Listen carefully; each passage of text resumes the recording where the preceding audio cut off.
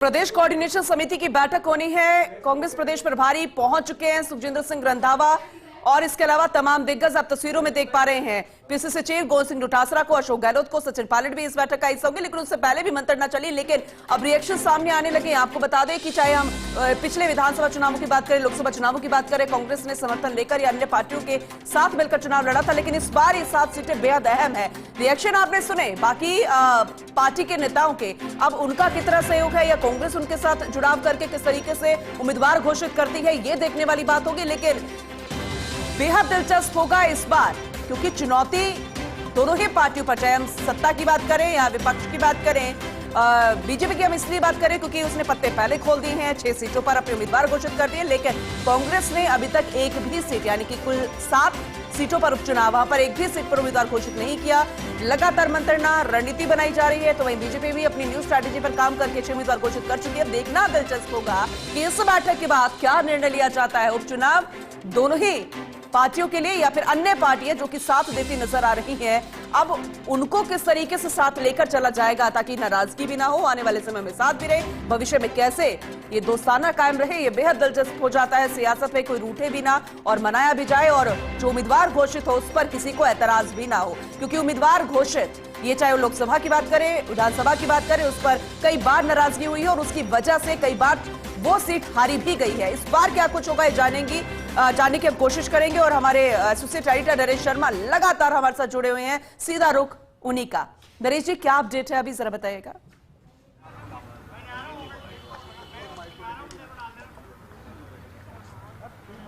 देखिए, कांग्रेस की जो महत्वपूर्ण बैठक है वो कुछ देर में यहाँ वॉर रूम में शुरू होगी, और तमाम जो नेता है उनके पहुँचने का सिलसिला शुरू हो चुका है।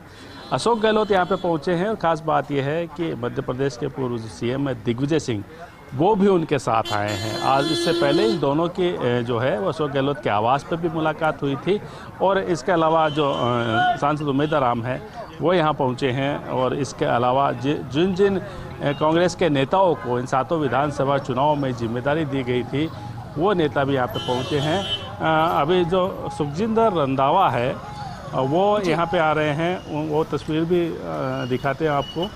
कुछ देर में जो तमाम जो बाकी नेता है वो भी यहाँ पे पहुँच रहे हैं, उनको भी दिखाते हैं। कई जो दावेदार है वो भी यहाँ पे आए हैं, पार्टी दावेदार है वो यहाँ पे आए हैं। और इसके अलावा अगर हम बात करें तो ये जो तस्वीरें हैं वो लगातार आपको आपको दिखाते हैं।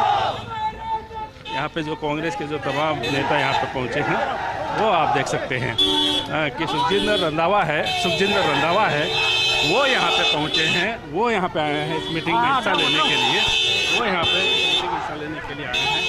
रंधावा साहब,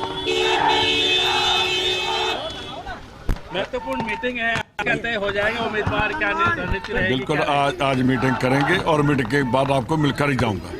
हाँ। नाम फाइनल हो जाएगा सर? देखिए, नाम फाइनल हम पैनल बनाकर भेजेंगे, फाइनल नाम दिल्ली से ही होगा। क्योंकि सर बीजेपी इस मामले में आपसे आगे हैं, पिछली बार हम भी थे, कोई बात नहीं, तो गठबंधन का लेके कुछ होगा? बिल्कुल आपको बता जाऊंगा, बोलकर जाऊंगा। रंधावा है वो यहाँ पे पहुँचे हैं, आप देख सकते हैं लगातार वो बैठक में हिस्सा लेने के लिए। इनकी अध्यक्षता में बैठक होगी, और इस बैठक में जैसे उन्होंने कहा कि आज जो है वो नाम लगभग तय हो जाएंगे, पैनल जो है वो तय हो जाएगा, और उसके बाद में।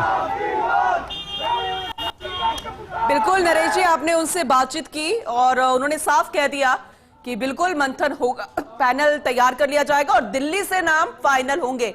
लेकिन बीजेपी ने जिस तरीके से 6 सीटों पर अपने उम्मीदवार घोषित कर दिए हैं, उसके बाद शायद थोड़ा सरल हो जाएगी प्रक्रिया, आसानी से समझा जा सकेगा कि किसे सामने उतारना है। हालांकि जो बीजेपी की सिचुएशन है बगावत वाली, क्या वहां यहां कांग्रेस में ऐसा ना हो, इस पर फूंक फूंक कर कदम भी लिया जाएगा? नरेश जी,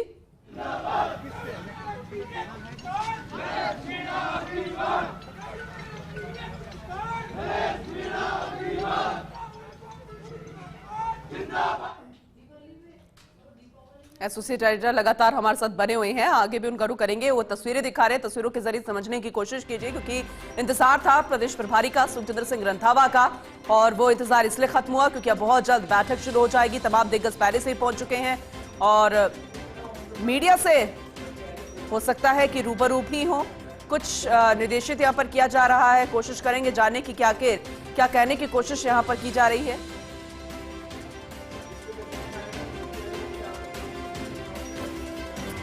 लेकिन ये तो साफ हो गया कि सुखजिंदर सिंह रंधावा ने खुद कहा, क्योंकि जैसे ही वो पहुंचे पीसीसी वॉर रूम, कि आज नाम का पैनल तैयार हो जाएगा, यानी कि फाइनल तो वैसे कर लिया जाएगा, लेकिन जो अंतिम मोहर लगेगी वो दिल्ली में जाकर लगेगी। अब नाम कौन कौन से सामने होंगे, मंथन होगा, मंत्रणा होगी, उसके बाद ही कौन कौन से नाम यहां पर फाइनल होंगे। अब अंदर किसको दाखिल किया जाए इस वॉर रूम में, इस दिग्गज नेताओं के साथ, ये भी शायद फाइनल कर लिया गया है। और अब गेट बंद हो चुका है वॉर रूम का, अंदर अब बैठक शुरू हो जाएगी, जिसके लिए प्रदेश प्रभारी यहां पर पहुंचे हैं। और ये इसलिए भी खास है क्योंकि चाहे हम लोकसभा चुनावों की बात करें, जो कि 2 बार से चला आ रहा था, 25 की 25 सीटें बीजेपी के खाते में, वो इस बार नहीं हुआ। और ऐसे में भूमिका बेहद खास रही, चाहे प्रदेश प्रभारी सुखजिंदर सिंह रंधावा की बात करें, पीसीसी सचिव गोविंद सिंह डोटासरा की बात करें, और इसलिए बेहद खास ये बैठक मानी जा रही है। लेकिन आगे आपको अपडेट करते रहेंगे इस बैठक से जुड़ी हुई हर एक जानकारी।